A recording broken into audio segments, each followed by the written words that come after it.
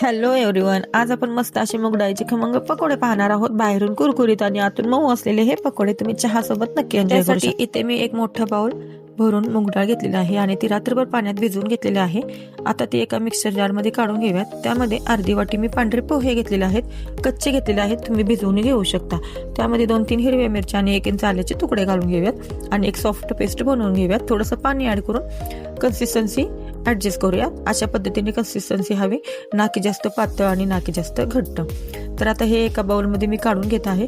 त्यामध्ये 1 चमचा मीठ घातलेला आहे, 1 चमचा छोटा हळद घेतलेला आहे आणि 1 छोटा चमचा जिरं घातलेला आहे.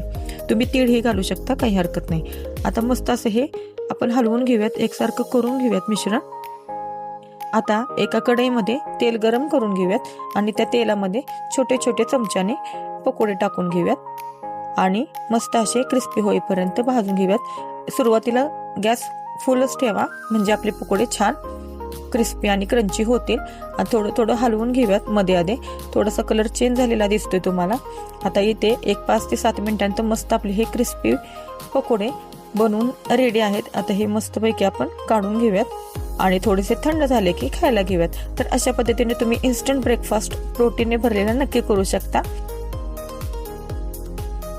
पोटभरीचा हा नाश्ता तुमच्यासाठी परफेक्ट होऊ शकतो. Bye bye.